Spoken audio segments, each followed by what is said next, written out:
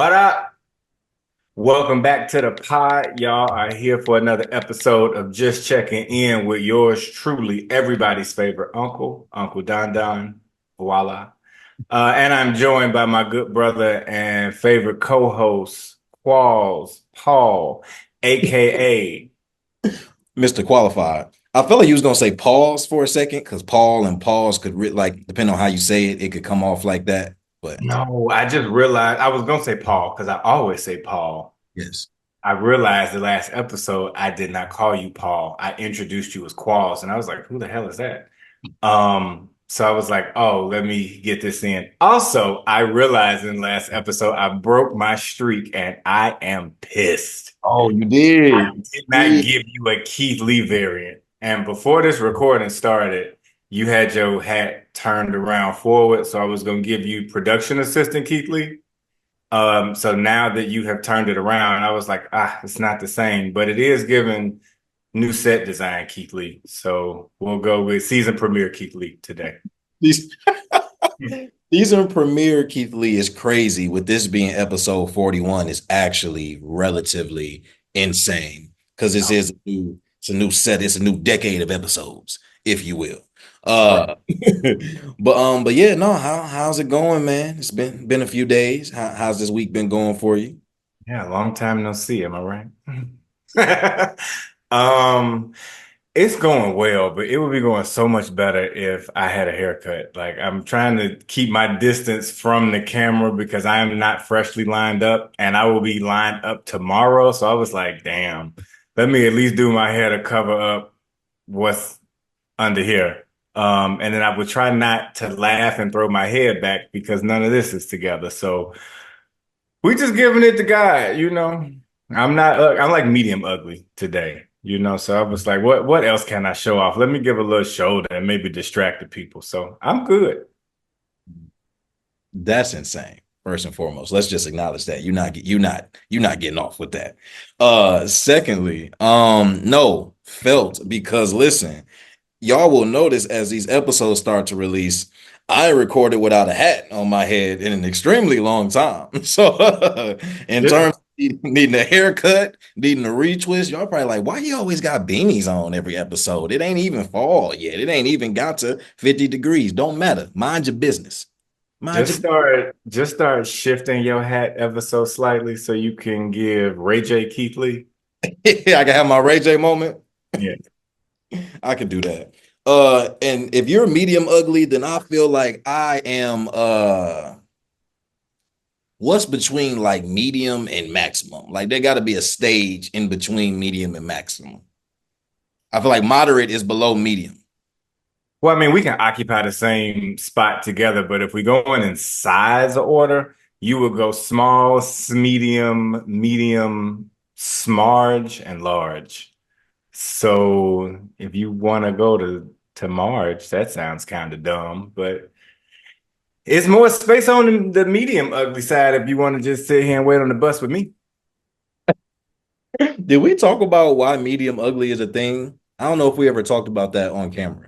Hmm, no, take it away. But I mean, like, did you know that that is a term that is used in? Oh, Yeah, yeah. but why? Do you think it's a like it's a backhanded compliment in a way? Because why can't you be medium cute? I mean, if you, well, I would rather be medium ugly than medium cute because then you look at somebody and say, damn, you was almost cute, but if you say medium ugly, like I just feel like it's rising out of maybe you having a rough day to all you need is, you know, a little lineup. So I'm cool with that. But I would rather call myself medium ugly than somebody else call me that because the hell, I'm not ugly. I ain't at my best at the moment. So you're only medium ugly when you're not at your best. Because there are some people when at their best, they are considered medium ugly. And some would say, at your best, you are loved.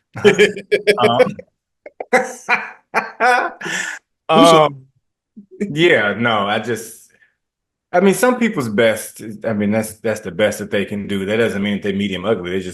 That's it. Yeah, everybody just caps out at some point, right? Nobody is infinitely beautiful.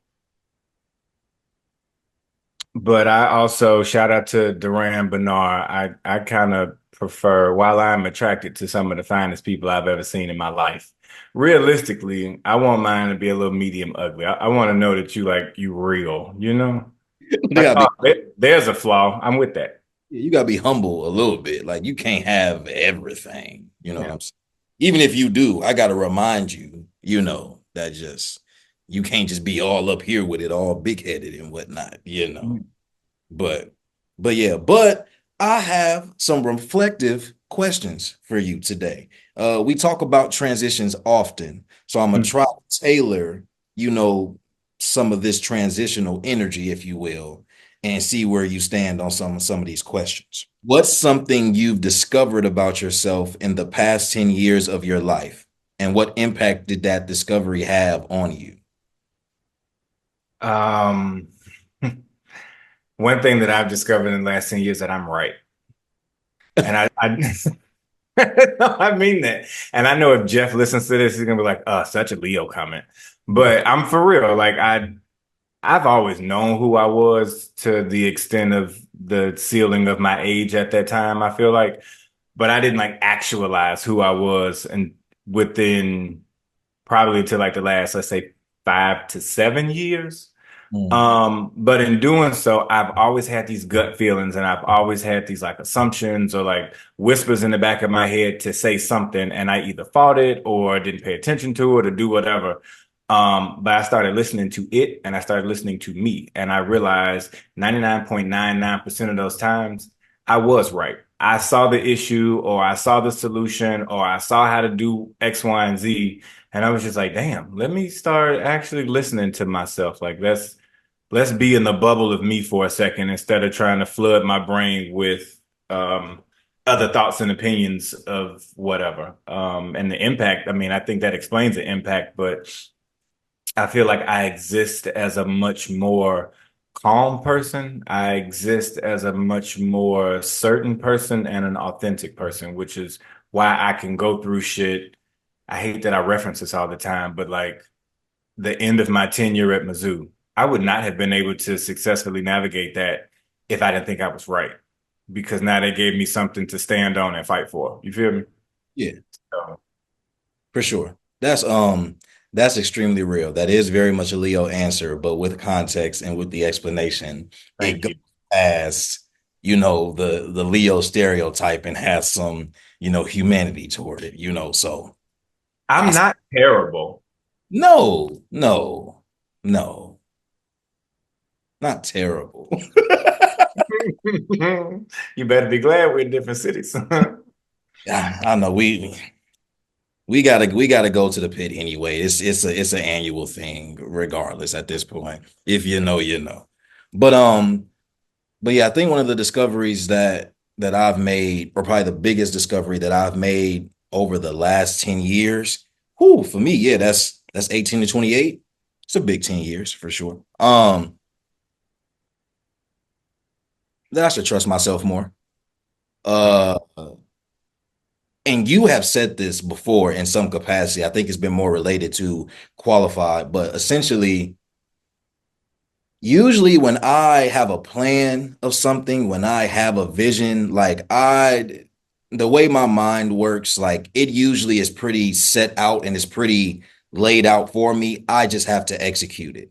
Within Hmm. executing things, though, I typically find myself not so much looking for approval, but looking for confirmation that I'm on the right track.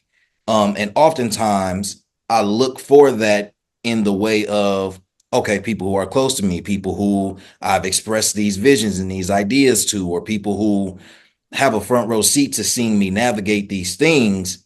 I'm kind of looking for, and at a time I was expecting this kind of like affirmation and confirmation of like, yeah, like that makes sense. You doing the right thing.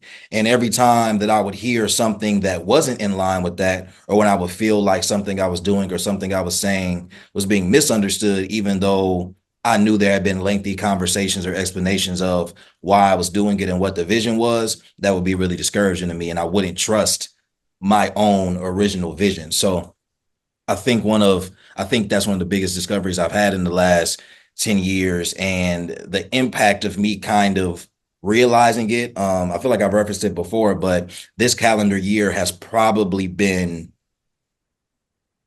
one of, if not the most pivotal time in my life. I wouldn't say it's the most formative, but in terms of me genuinely feeling a switch and seeing a switch happen, that has happened in this calendar year. And I think a lot of it has come down to me really pushing myself to say, no, like you have this vision, whether it's with my heart, whether it's with my mind, whether it's with my goals, trust yourself. Like you know yourself better than you're giving yourself credit for. This is what I'm saying to myself.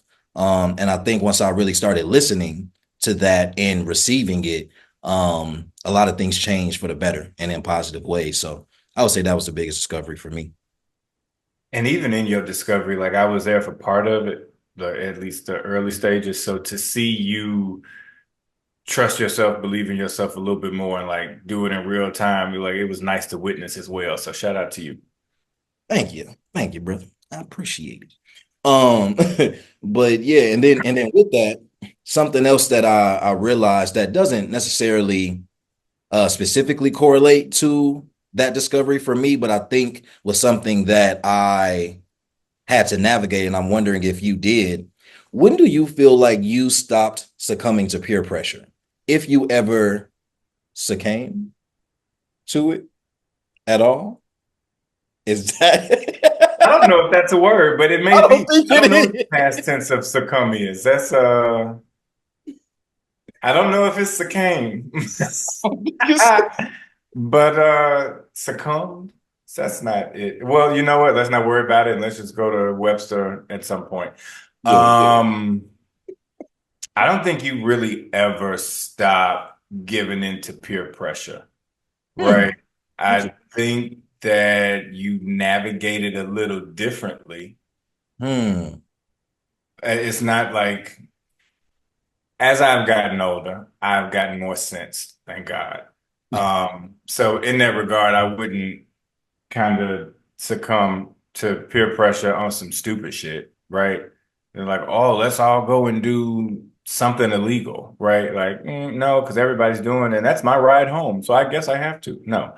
But I think when you are with a group of people, when I'm with a group of people, I know I still have a voice in what is going on. I may then decide to compromise and say, you know what? I'll go with y'all because I'm not losing out on anything. It's just not what I wanted to do. You can still define it as peer pressure. So I don't think I ever got out of the peer pressure thing. But also, my best friend tells me this all the time. He was like, you always been your own person. Like, you kind of always done your own thing and just existed. So I think I'm, outside of the bubble of peer pressure in that regard, but I also am not a hard sell on certain things. So it's this weird dichotomy of existence. Side note, that's one of my favorite words, dichotomy. Secondly, I checked the past tense is succumbed, right? So Okay. succumb is indeed not a word. However, I would like to petition that it should be. I think succumb made sense. I feel like if you put it in a sentence, somebody might look at you funny, but they're gonna know what you're trying to say. Somebody that's a little bit intellectually, elevated, that is, but nonetheless. Yeah, Um, hearing it threw me off, and I was like,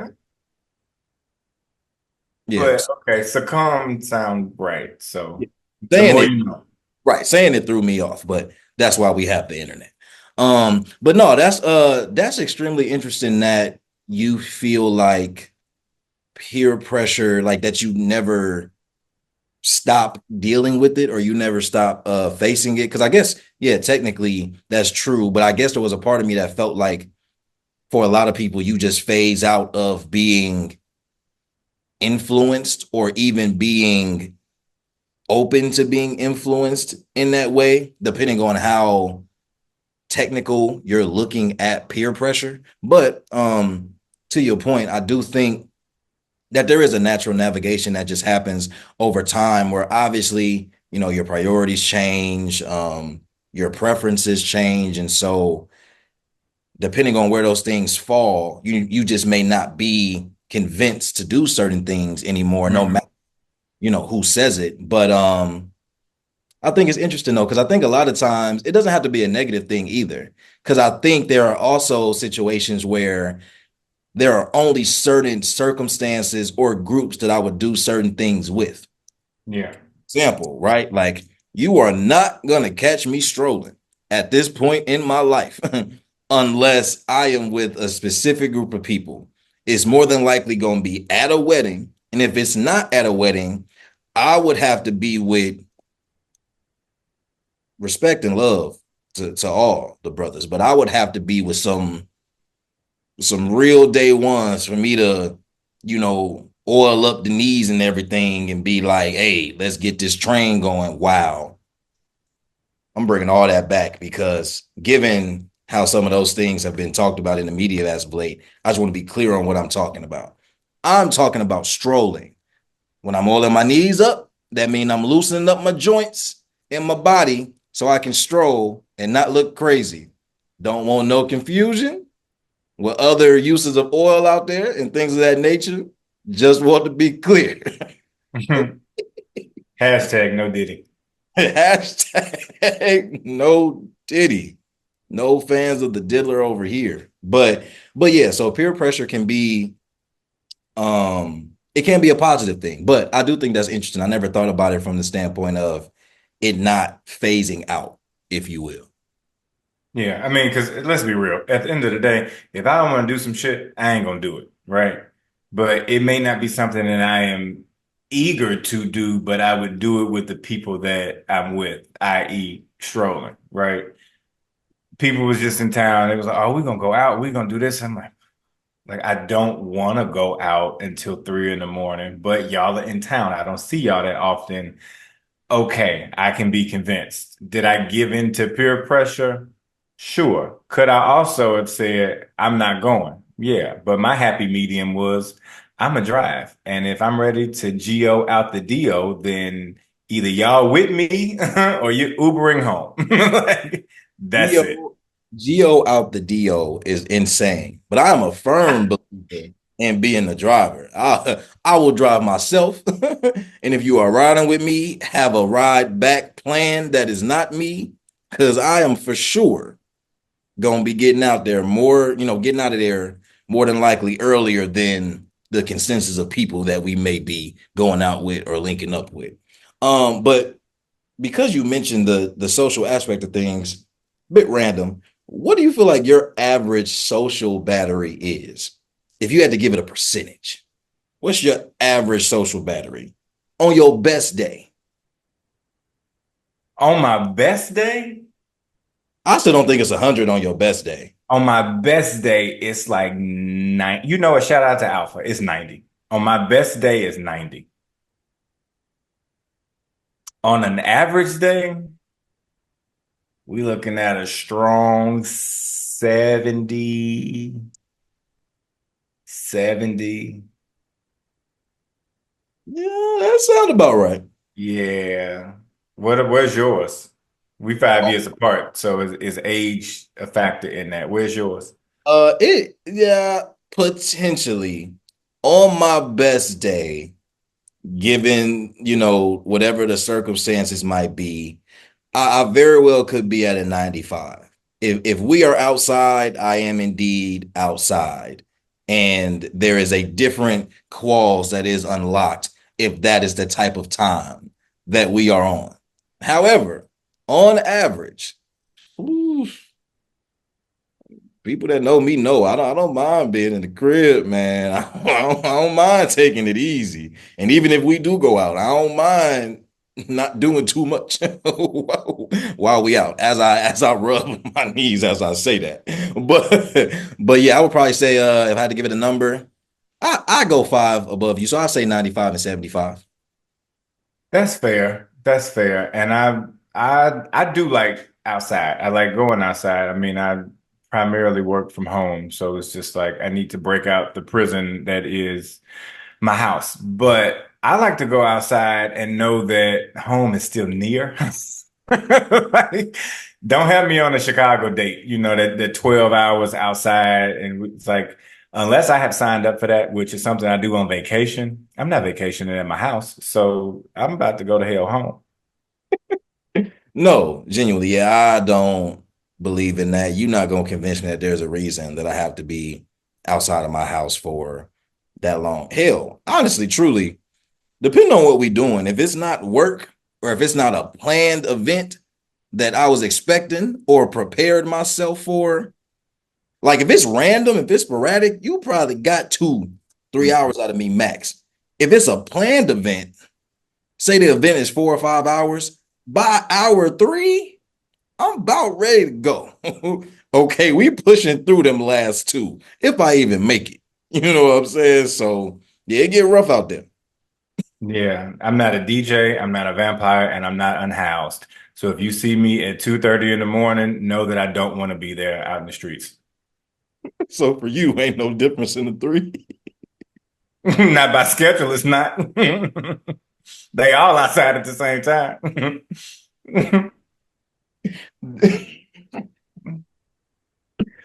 That is absolutely sick. And the fact that you were trying to say this with a straight face, like crazy, is insane. I'm not doing it. What, what do a DJ, a vampire, and an unhoused person have in common? They be outside at 2:30 in the morning, willingly. Them and the ghost. Look, them and the ghost. But okay, now for the first time on the pod, we are introducing one of our first segment. Well, it's our second segment, technically. We've done Would You Rather before, right? But now we are introducing a new segment, Hypothetically Speaking. We we need a but we need an actual sound effect for real. But yes, so hypothetical situations, and yeah, I've been pulling these from wherever I can find them. So I'm very interested in Donald's answers because, as y'all can tell, he's relatively unhinged the majority of the time. So That's such a nice compliment. Thank you so much. the sad part is, it is a compliment, but you as a Leo would genuinely be like, "Oh, that was really thoughtful of you to say to call me unhinged." I know that Absolutely. that is insane. Y'all are sick people. Um, okay, this is a really good one. This was my favorite one, actually. Okay. If you were dead and your best friends were trying. You can't start the question off that slow. What the hell? I'm trying to build the If suspense. you were dead, ellipses. Nigga, what the Well, rest? Okay, comma, continue. not ellipses, comma. It felt like ellipses, but continue, restart. Okay.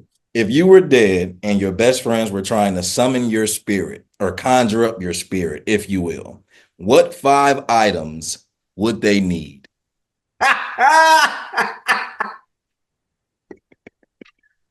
Oh, wow. It's funny that you asked this because Alice and I had asked each other this on some like random Friday that we had. But what 5 items would they need? I think they would need a chicken wing, blue lemon pepper, mild sauce for one,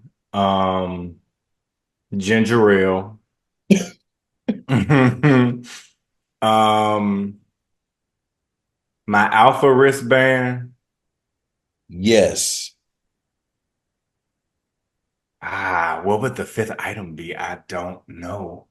It would have to be something hella random in my house, like I'm trying to think what's a used staple? What does Donald always have?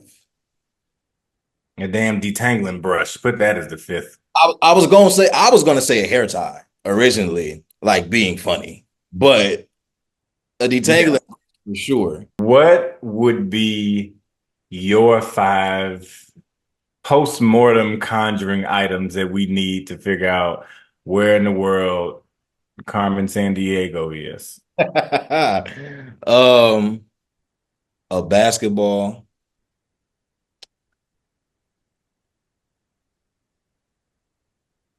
a camera, Zaxby's. Hot box cookies. And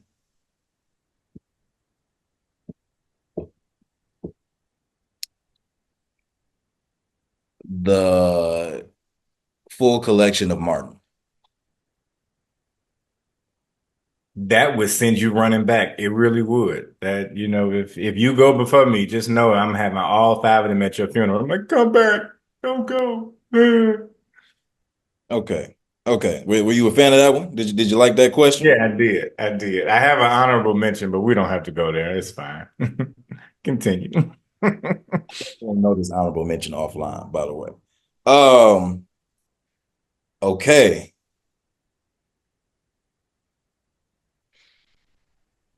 If there was a clone of you walking around your city, how would you convince people that you're the real you? Avery asked me this the other day, actually. Where are all these questions coming from? That's crazy. He said, he looked at me with a straight face and said, do you know any other languages? And I said, fluently? He was like, yeah. I was like, nah, just English. He's like, bet, because if I see a clone of you and I don't know if it's you or not, and I'm gonna be like, what language do you know? And if you say something other than English, then I'm gonna kick your ass because it's not you for real. Um, but what to differentiate me and the clone, Mhm. what questions should somebody ask? No, What is like just, what would you do to convince people that you're the real you? um I don't know. What would I do to convince oh, make fun of them. Okay, but okay, so how we got how good is the clone? Like how much I of well, see, the thing is, I make fun of y'all. It's all out of love, right? I make fun of y'all, but I have very personal digs. I don't know that my clone would know the personal at that level things to bring up. I know. Good Yeah, question. I would know how to differentiate you from your clone, especially if we're together.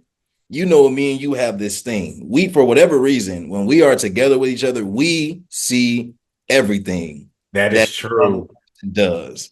That So is we true. not if me and you not here, then I know that's the clone because we literally do not miss anything when we are out with each other.